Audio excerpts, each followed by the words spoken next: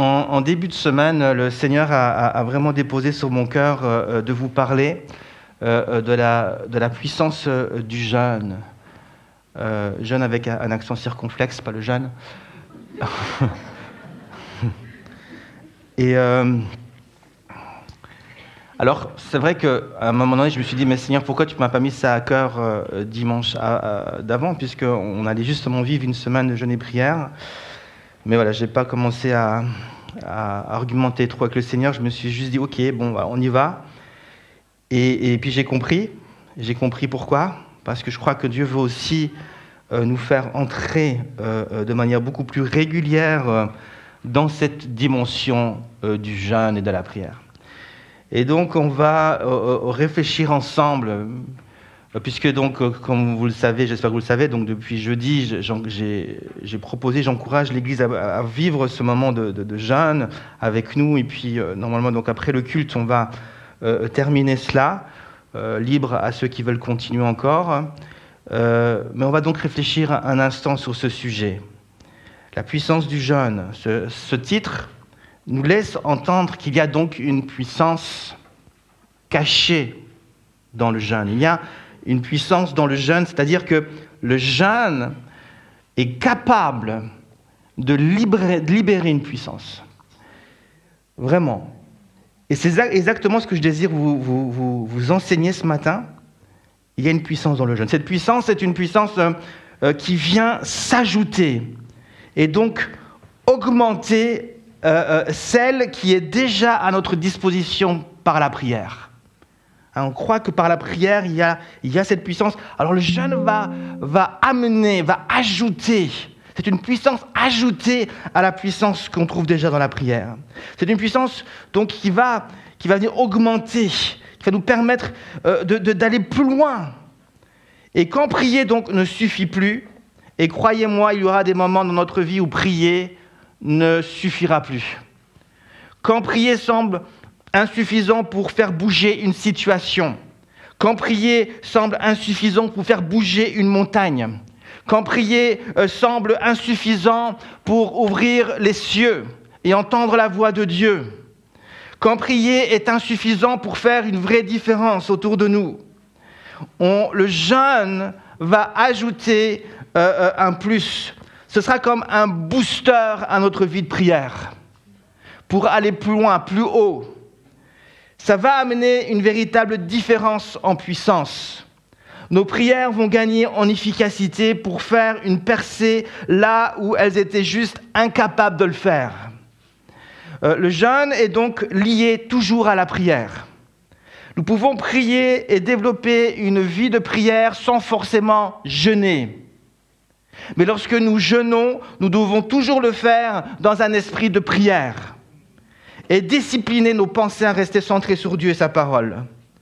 Le jeûne va donc poursuivre le même but que la prière, mais en y ajoutant de la profondeur. Le jeûne va donc m'aider à être, donc, comme je l'ai dit, plus efficace dans mes prières. Mais le jeûne a aussi pour but d'approfondir ma relation avec Dieu. Le jeûne va rendre mon esprit beaucoup plus sensible à la voix du Saint-Esprit et donc beaucoup plus sensible aux dons spirituels. Le jeûne va éclaircir mon esprit et la présence du Saint-Esprit sera souvent palpable. Le jeûne apporte donc à ma relation avec Dieu énormément de choses positives. Et je propose ce matin, dans un premier point, on va juste se poser quelques questions qui me sont souvent posées. Et je ne vais pas aborder toutes les questions qu'on me pose. Ça mériterait, je vous dis franchement, un deuxième message sur le sujet. Mais on va déjà, dans un premier point, on va voir 4 questions qui sont souvent posées. Et ensuite, dans un deuxième point, nous allons essayer de réfléchir ensemble comment, par le jeûne, je suis capable de libérer la puissance de Dieu. Comment, par le jeûne, je vais donc amener cette puissance dans ma vie et autour de moi. Alors, on va commencer d'abord par la première question. Si ça fonctionne. Voilà. Alors, première question, tout simplement, devrait-on jeûner ? Voilà. C'est la première question. Est-ce que jeûner est une chose demandée par Dieu ? Est-ce qu'un enfant de Dieu devrait jeûner finalement? Hein? Certaines églises, je suis convaincu, avec certaines églises en Suisse ou ailleurs, je suis convaincu, ne jeûnent peut-être jamais. Et peut-être que certains enfants de Dieu n'ont jamais jeûné de leur vie. Et donc, qu'est-ce que la Bible dit par rapport à ça? Si je vous dis que tous les enfants de Dieu devraient prier, vous n'aurez aucun souci de me dire « Tu as raison, Michel, je l'espère. » Hein? Vous n'allez pas me contredire, car c'est une chose qui va de soi. En général, c'est une évidence pour à peu près tout le monde, et j'espère pour tout le monde dans l'Église, qu'un enfant de Dieu doit et devrait prier. La prière, donc, est l'appel premier de tout enfant de Dieu, c'est notre respiration. C'est pour cela que Dieu lui-même, en parlant du temple, en parlera comme une maison de prière, hein, par la bouche de son prophète Ésaïe, Ésaïe 56, verset 7, il dira « Je les amènerai sur ma montagne sainte, je les réjouirai dans ma maison de prière, leurs holocaustes et leurs sacrifices seront agréés sur mon autel, car ma maison sera appelée une maison de prière pour tous les peuples. » Et il est très intéressant que Jésus va reprendre cette parole pour faire un petit rappel à son époque, aux Juifs qui étaient aussi dans le temple. Il va leur faire un petit rappel parce que à son époque, les Juifs considéraient le temple comme une caverne de voleurs, hein, comme un endroit où on faisait du commerce. Et ça va mettre en colère Jésus, et il va leur rappeler la fonction première du temple. Matthieu 21, versets 12 et 13 nous dit « Jésus entra dans le temple de Dieu, il chassa tous ceux qui vendaient et qui achetaient dans le temple. » C'était le marché, à la Riponne. Il renversa les tables des changeurs et les sièges des vendeurs de pigeons. Et il leur dit « Il écrit, ma maison sera appelée une maison de prière. Mais vous, vous en faites une caverne de voleurs. » Jésus donc était un homme qui priait énormément. Il priait la nuit ou encore tôt le matin. Quand les disciples se levaient, probablement qu'ils croisaient Jésus en train de prier. Avant de se coucher, probablement que Jésus, lui, était encore en train de prier. Et les disciples vont régulièrement être témoins de cette image d'un Jésus qui prie. Et la vie de prière va rapidement impacter leur vie. Ils vont soudainement comprendre, ou rapidement en tout cas comprendre, que la puissance que Jésus était capable de manifester devait certainement être liée à sa vie de prière. Et c'est pour ça qu'à un moment donné, les disciples vont s'approcher de Jésus pour lui demander « Enseigne-nous à prier ». Et c'est très intéressant parce que nous constatons que les disciples auraient pu demander un tas d'autres choses, mais ils veulent demander à Jésus « Enseigne-nous à prier ». En tout cas, peut-être ont-ils demandé d'autres choses à être enseignés, sur d'autres sujets sur lesquels ils avaient besoin d'être enseignés. Mais il semble que ni Matthieu, ni Luc, ni Marc, ni Jean considéraient cela important de le retranscrire dans les évangiles. Par contre, Luc, lui, va considérer que c'était important de reporter cette demande des disciples pour être enseignés sur la prière. Matthieu lui-même va enseigner ensuite, va reprendre cet enseignement sur la prière. Jean lui-même aura un enseignement un peu différent de Jésus, mais il va aussi enseigner sur la prière. Et nous avons essentiellement dans les évangiles des enseignements sur la prière. Luc 11, verset 1, pour parler de Luc, il est dit « Jésus priait un jour à un certain lieu.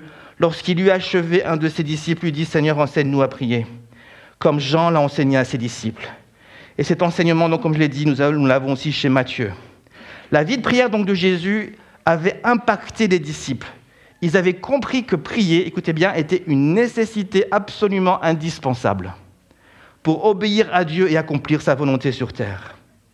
Donc, on est d'accord, prier est une chose que nous devrions tous faire. Est-ce vrai pour le jeûne maintenant ? Il semblerait que oui. Oui.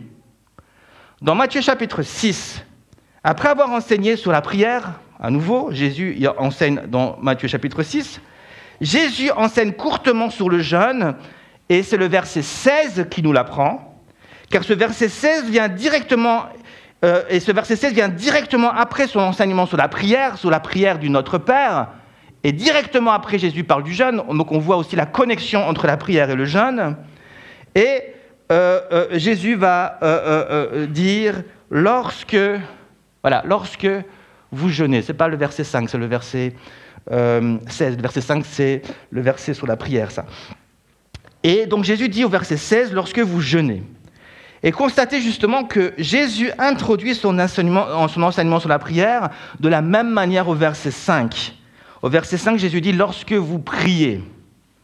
Jésus ne dit pas « si vous priez hein, », il ne donne pas le choix, il n'en parle pas comme une option, il ne dit pas « si vous priez », il dit « lorsque vous priez », c'était une évidence et nous l'avons démontré. Hein, et de la même manière, Jésus dit « lorsque vous jeûnez ».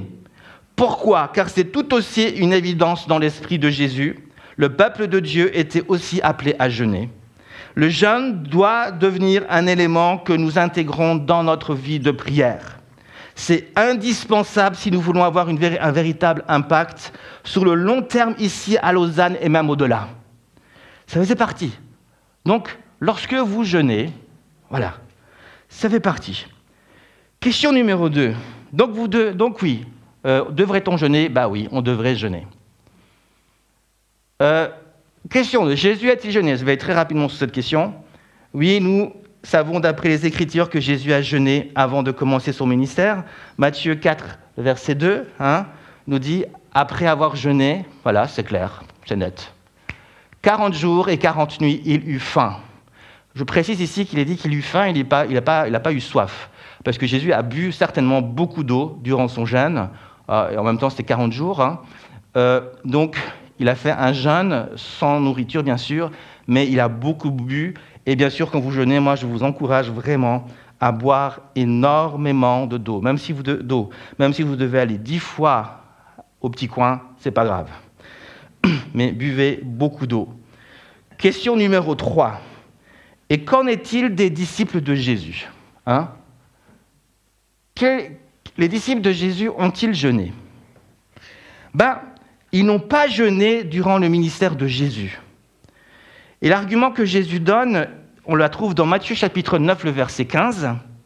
Jésus leur répondit « Les amis de l'époux peuvent-ils s'affliger pendant que l'époux est avec eux ? Les jours viendront où l'époux leur sera enlevé. Alors, ils jeûneront. » Les disciples de Jésus ont donc jeûné après le départ de Jésus dans la gloire. Mais cette question posée est intéressante au verset 14, parce que ça c'est la réponse bien sûr à une question, et cette question au verset 14 est très intéressante. Voici la question, et ce sont les disciples de Jean-Baptiste qui la posent à Jésus. La question est celle-ci. Pourquoi nous et les pharisiens jeûnons-nous tandis que tes disciples ne jeûnent pas ? Je trouve cette question intéressante parce qu'elle dévoile un étonnement. Ils sont étonnés. Tout le monde jeûne parce que c'était normal. Les disciples de Jean jeûnaient, les disciples des pharisiens, tous ceux qui avaient un maître, ils jeûnaient. Tous ceux qui étaient disciples de Dieu, ils jeûnaient. Mais vous ne jeûnez pas. Vos disciples à vous ne jeûnent pas. Et ils sont étonnés. Ils ne comprennent pas. Ce qui nous montre encore que c'était une évidence pour tout le monde que lorsque tu es un disciple, tu jeûnes.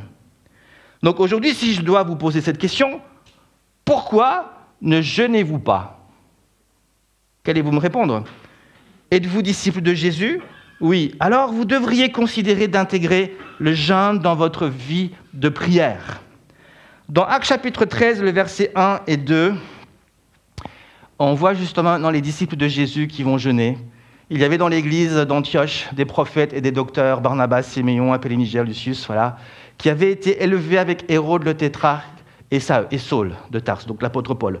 Pendant qu'ils servaient le Seigneur dans leur ministère et qu'ils jeûnaient, le Saint-Esprit dit « Mettez-moi à part Barnabas et Saul pour l'œuvre à laquelle je les ai appelés. » Donc on voit que maintenant c'est intégré dans la vie de prière, dans la vie de l'église, et dans leur vie de prière. C'est intégré. L'église maintenant jeûne et il y a des choses qui se passent. Le Saint-Esprit aussi parle, se manifeste et il parle. Et je ressens dans mon cœur, et je ressentais dans mon cœur lorsque je réfléchissais à cela, que le Saint-Esprit cherche vraiment à nous communiquer un message ce matin. Il cherche à nous dire quelque chose de précis. Mon impression est que le Saint-Esprit aimerait, je crois, que nous intégrions de manière officielle vraiment des temps de prière et de jeûne chaque année. Prier et jeûner doivent devenir une habitude dans l'Église. Cela doit faire partie de notre programme. Une Église qui grandit, une Église qui influence sa ville, sa région, son pays, sa famille, sa propre vie, est une Église qui jeûne. Je vous le dis franchement, c'est une Église qui jeûne. Nous ne sommes donc pas en train de faire quelque chose de bizarre lorsque nous jeûnons. Nous intégrons au contraire un élément dans notre vie de prière indispensable pour libérer la puissance d'en haut, afin que des signes, des prodiges et des miracles se produisent par le beau nom de Jésus. Alléluia. On se pose une dernière question. Comment jeûner, selon le cœur de Dieu? Comment jeûner? Comment pratiquer le jeûne? Je ne vais pas répondre cette question. La réponse mériterait d'être encore un peu plus développée. Mais je vous dis, j'aurais besoin d'un deuxième dimanche. Mais j'aimerais aussi aborder mon deuxième point après. Donc, je vais juste répondre, dire l'essentiel. Et puis, si vous désirez que j'approfondisse cette question, vous pouvez aussi venir me voir personnellement. Alors, comment jeûner, selon le cœur de Dieu? Jeûner d'abord, c'est quoi? Jeûner, c'est se priver. Pour Monsieur Tout-le-Monde, d'après le dictionnaire, c'est se priver volontairement de nourriture ou en être privé. C'est de cette manière que le dictionnaire donc définit jeûner. Mais le but, par contre, et c'est là qui fait la grande différence, c'est que le but peut être multiple pour les gens de ce monde, mais il n'est jamais de glorifier Dieu, forcément. Les gens de ce monde jeûnent pour différentes raisons. Aujourd'hui, pour ceux qui font du sport, et aujourd'hui, on voit des salles de fitness partout, ils font concurrence aux pharmacies. On va partout, et puis sur YouTube, tout ce que vous voulez, on a des coachs partout. Et puis, on va souvent entendre parler du jeûne intermittent. Et le jeûne est intégré dans les programmes de fitness et autres. Donc, ils vont jeûner pour sécher, pour faire sortir leurs muscles. Et voilà, c'est le but du jeûne, là. Mais on peut aussi jeûner, c'est prouvé aussi médicalement, pour être tout simplement en bonne santé. Jeûner, ça purifie le corps. Donc, c'est une autre raison pour laquelle on peut jeûner. Mais même là, on ne le fait pas forcément pour chercher Dieu, on le fait juste pour être en bonne santé. Et c'est une bonne chose de le faire aussi pour cela. Il y a d'autres raisons pour lesquelles on peut jeûner. On n'est pas les seuls à jeûner. Il y a bien sûr d'autres religions qui vont bien sûr pratiquer le jeûne, non pas pour justement rechercher Jésus-Christ ou ressembler, mais pour être plus proche de leur propre Dieu. Et ils vont donc jeûner dans ce sens-là, dans ce but-là, ou pour être beaucoup plus proche de Dieu, ou pour ressembler, pour atteindre le nirvana. Donc il y a différentes raisons pour lesquelles on pourrait jeûner. Mais nous qui croyons en Jésus-Christ, jeûner, c'est se priver volontairement des plaisirs de ce monde, mais dans le but de chercher Dieu, sa justice et son royaume. Et je vous encourage de lire Ésaïe 58 pour plus de précision quant à ce qu'est la justice de Dieu. Ésaïe 58 nous donne un bon descriptif de ce qu'est la justice de Dieu, de ce qu'on devrait rechercher avant toute chose quand on jeûne. Ésaïe 58 nous parle de l'attitude, du cœur et du but vraiment du jeûne. Mais on ne va pas le voir ce matin. On va plutôt s'intéresser à la dimension de la privation. Il y a beaucoup de choses dans ce monde qui nous fait plaisir, n'est-ce pas? Parce qu'on me dit que jeûner, c'est se priver des plaisirs. Regardez la télé, par exemple. Pour certains, c'est un plaisir, un vrai plaisir. Je peux donc décider pendant un temps de me priver de télévision, mais dans le but, à la place de me placer devant Dieu et approfondir ma relation avec lui, bien sûr. Je ne me prive pas de télévision pour faire un autre plaisir, pour aller sur Internet. Mais justement, passer des heures à scroller, comme on dit déjà, scroller sur les réseaux sociaux, c'est pour certains un vrai plaisir, ça devient addictif. Et surtout pour la jeune génération. Je peux donc décider d'arrêter d'aller sur les réseaux sociaux. Et pourquoi pas même carrément jeter mon téléphone pendant un temps dans un coin où je l'oublie. Ce genre de jeûnes ne sont pas insignifiants devant Dieu. C'est un bon début pour ceux qui ont du mal à jeûner. Mais l'idée est d'aller plus loin. Et d'arriver à se priver à ce qui en général fait le plus plaisir à notre corps. Pour moi, le but, c'est ça. si on veut vraiment jeûner, vraiment un jeûne qui va commencer vraiment à être intéressant, vraiment pour Dieu, c'est d'arriver à se priver de ce qui fait vraiment plaisir à notre corps. Qu'est-ce qui fait vraiment plaisir à notre corps? C'est la nourriture. Il faut se le dire. C'est la nourriture. Donner de la nourriture à notre corps est le plus beau cadeau que tu puisses lui faire. Hein? Déjà là, peut-être vous pensez déjà à ce que vous avez mangé à ce midi. Hein? Ça va lui faire plaisir. Hein? Et puis surtout, quand on jeûne, hein, on le constate tout de suite. Hein. Hier, je disais à ma femme, je suis sorti de là, je passe toujours à côté du Vaudois, mais souvent je fais que passer, j'y rentre jamais. Et puis si on va en vent, on voit les gens qui sont en train de manger. Je ne sais pas pourquoi mon regard a été attiré par les frites. Il y avait des gens qui mangeaient des frites à côté de moi. Je ne sais pas si c'est mon côté belge qui est ressorti. Mais j'ai vu ces frites qui brillaient. Mes sens se sont développés. J'ai commencé à sentir au travers de la vitre l'odeur des frites. Ah. Bon, je suis parti après, et puis voilà. Et la nourriture, donc, c'est le plus beau cadeau que tu puisses lui faire. Ça va lui faire plaisir. Si tu veux être ami avec ton corps, donne-lui à manger. Ton corps a été créé pour recevoir la nourriture qui est bien sûr mangée. Ton corps, je dirais même sur le long terme, a besoin de nourriture pour rester en vie et te garder en vie sur Terre. Hein? C'est pour cela que jeûner est toujours pendant un temps. On jeûne pendant un temps. On ne jeûne pas tout le temps parce que sinon, voilà. Ensuite, donc il est important de manger à nouveau. Sainement de préférence. Vous êtes d'accord avec moi? Sainement de préférence. Le diable sait pertinemment bien que la nourriture est le plus beau cadeau que tu puisses faire à ton corps. Et ce sera donc c'est la première tentation qu'il lance sur Jésus, vers Jésus. Il dira, mais regarde ces pierres, hein, Jésus, si tu es le Fils de Dieu, transforme-les en bon pain bien chaud qui sort du four. Hein, c'est moi qui rajoute. Hein, et puis mange-les, hein, ça va faire du bien à ton corps. C'est sa première tentation. Hein, viens faire du bien à ton corps avec ces bons petits pains que tu es capable toi-même de créer par ta puissance.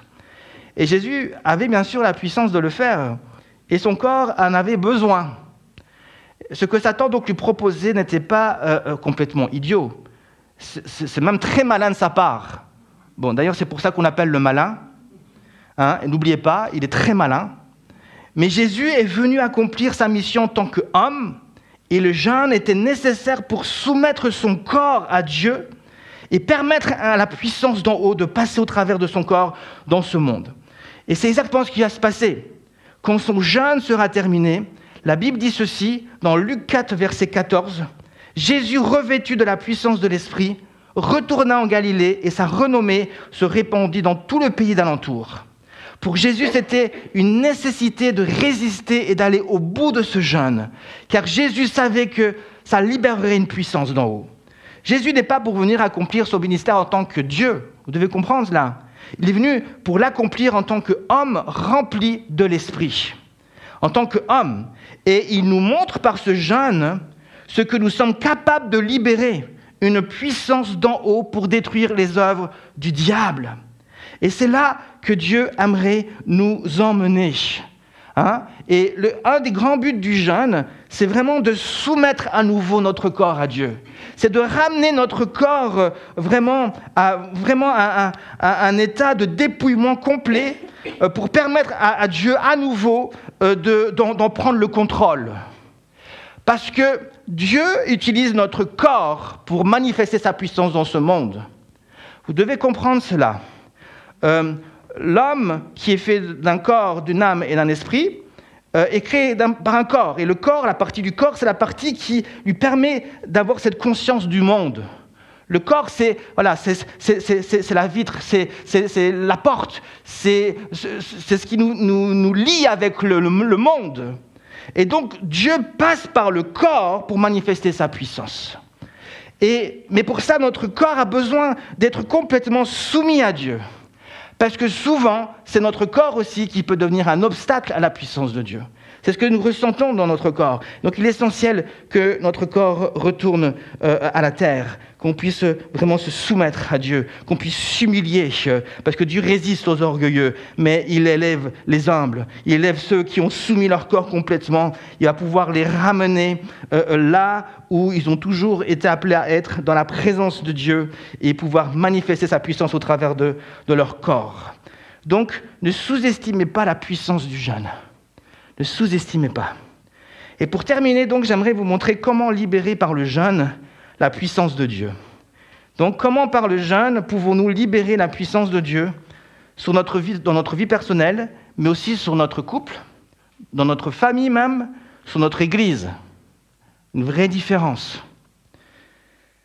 Donc, je vous ai dit en introduction, et je l'ai dit à plusieurs reprises, que jeûner, c'est un moyen de libérer la puissance de Dieu. Maintenant, il ne suffit pas de jeûner, de se priver de nourriture et hop, le miracle va opérer. Non, ça ne se passe pas comme ça. Ça ne fonctionne pas du tout comme cela. Nous devons bien comprendre que le jeûne est donc intimement lié à la prière. Jeûner est un moyen d'amener de la profondeur dans notre relation avec Dieu, mais aussi de rendre nos prières plus efficaces. Je l'ai dit en introduction. Et c'est de cela que je veux essentiellement parler pour terminer ce message. Si je veux donc comprendre comment libérer par le jeûne la puissance de Dieu, je dois donc d'abord comprendre comment par la prière, je peux aussi la libérer. Je dois bien comprendre ce qu'est la prière donc, et comment pratiquer la prière, si je veux correctement jeûner. Alors voici donc ce que vous devez comprendre, et je vais faire certainement un rappel. Vous devez comprendre par rapport à la prière, que la prière, lorsqu'elle est une intercession, est un acte légal. Quand tu viens devant Dieu avec ton sujet de prière, tu es en train de faire quelque chose de légal. Un enfant de Dieu a des droits. Rappelez-vous de ce message, je vous ai dit qu'un enfant de Dieu est un juste. Il a été justifié par Dieu, il a été rendu juste. Il a retrouvé des droits qu'il n'avait pas avant. Maintenant, il a de nouveau des droits en Dieu. Donc, un enfant de Dieu a des droits. Il a le droit de réclamer ce qui lui revient de droit. Il a le droit de réclamer ce qui lui revient de droit.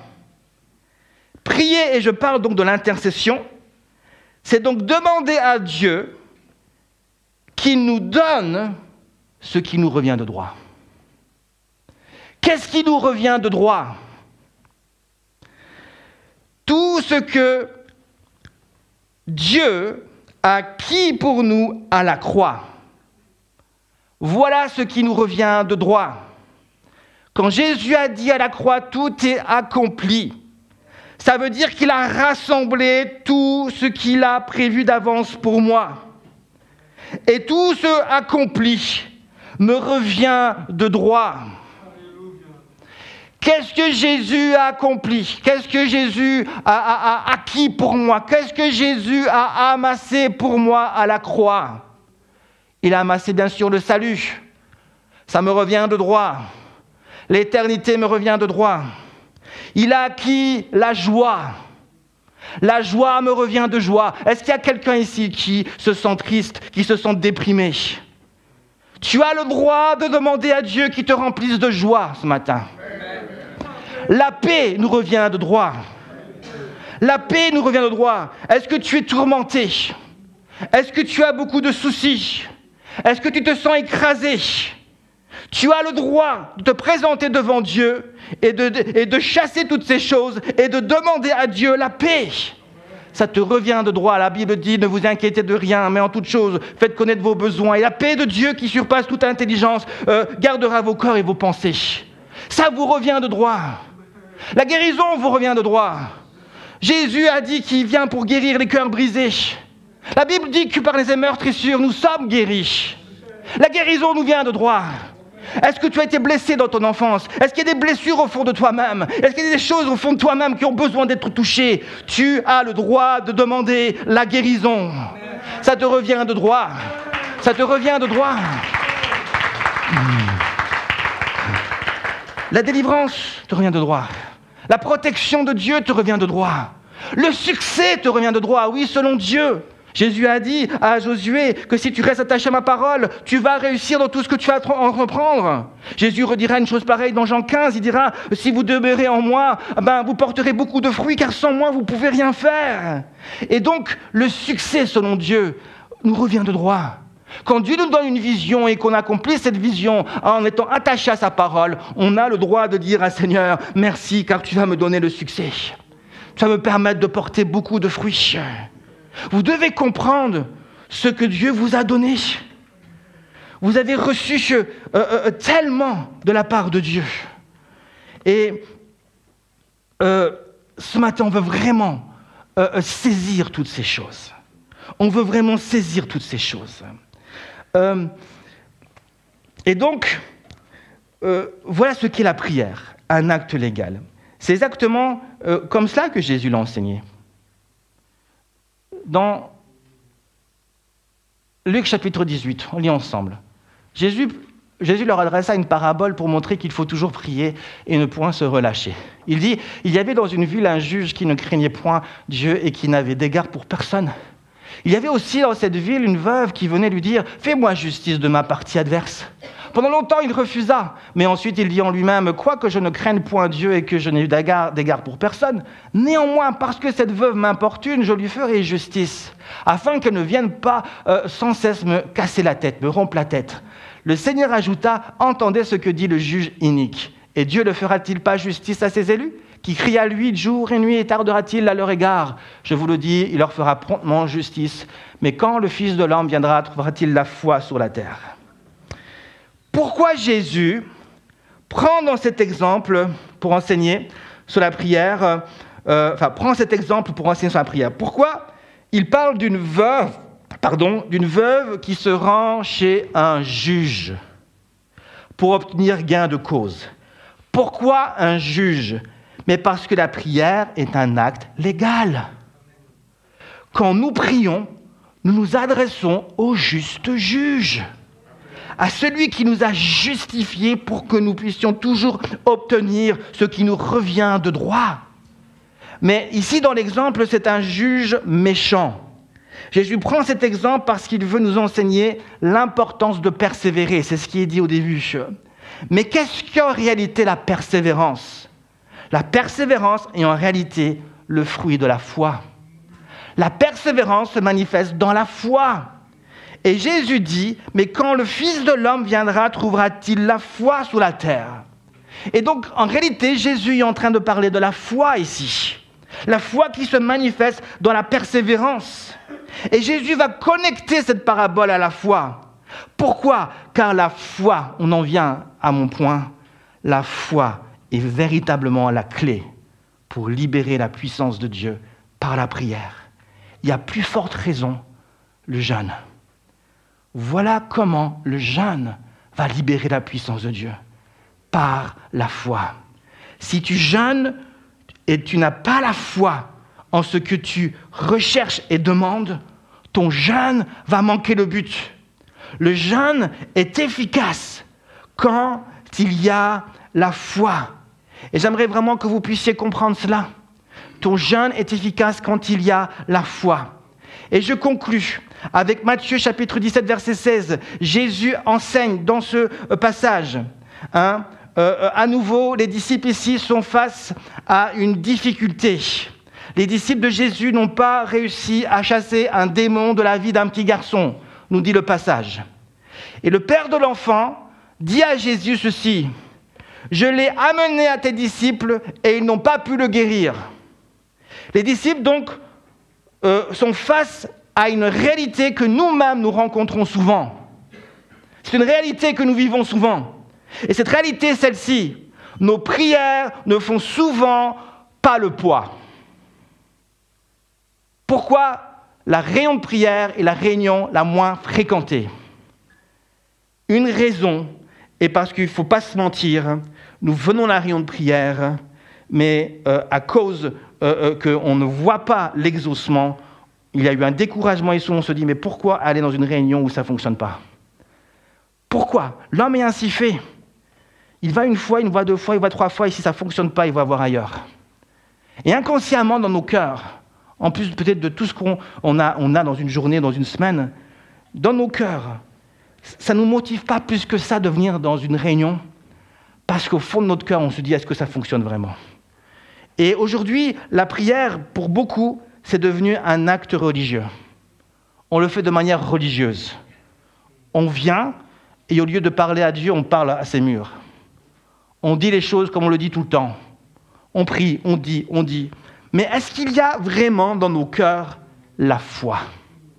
Est-ce que nous comprenons vraiment ce qu'est la foi? Est-ce que nous comprenons vraiment ce qu'est la prière? Est-ce que nous comprenons vraiment ce que nous sommes en train de faire quand nous prions? Les disciples n'ont pas réussi à chasser le démon. Et Jésus va leur expliquer pourquoi. Il donne la même raison que dans son enseignement de Luc chapitre 18. Et la raison est la foi. Car au verset 20 de Matthieu chapitre 17, voici ce qu'il dit. C'est à cause de votre incrédulité. Voilà. Leur dit Jésus. Je vous le dis en vérité, si vous aviez de la foi comme un grain de sénévé, vous diriez à cette montagne, transporte-toi d'ici là, et elle se transporterait, rien ne vous serait impossible. Et j'ai gardé ce verset, je ne vais pas le commenter, mais cette sorte de démon, alors sachez juste que dans le texte original, le mot démon n'est pas là, mais cette sorte de démon ne sort que par la prière et le jeûne. Je ne vais pas commenter ce verset, ma femme sait que j'ai une idée précise par rapport à ce verset.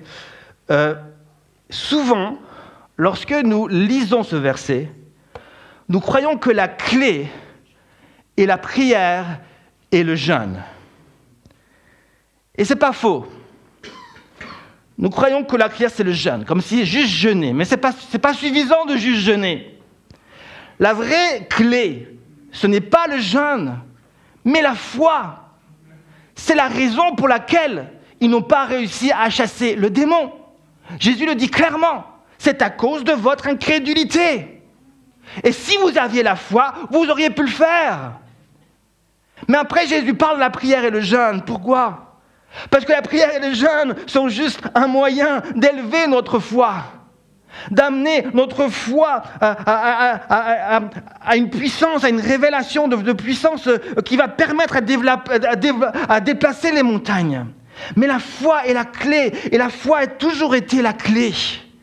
Quand Pierre ne réussit pas à marcher dans l'eau et qu'il coule, c'était quoi la raison? La foi. Quand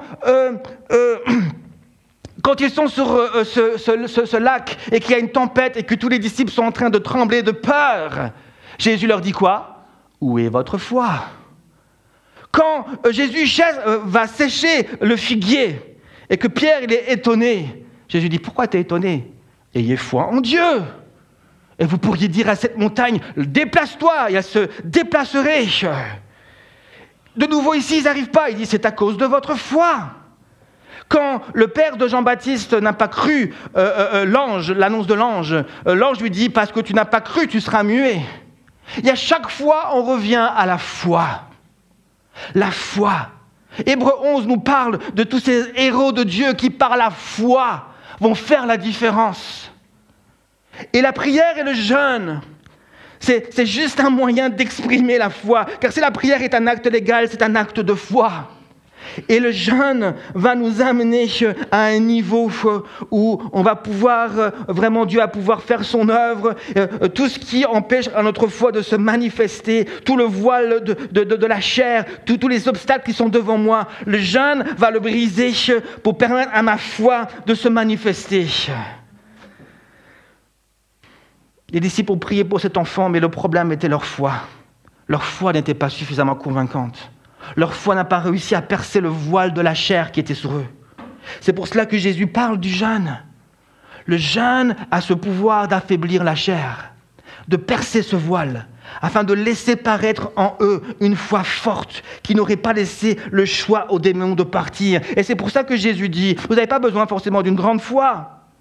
Ce que vous avez juste besoin, c'est vraiment de permettre à cette foi de se manifester simplement. Parce qu'il y a des obstacles en vous. Il y a la chair. Votre corps est encore trop absorbé par les choses du monde, par les choses de la chair. Vous avez besoin de vous humilier pour que vous connectez avec le Saint-Esprit et laisser cette foi paraître.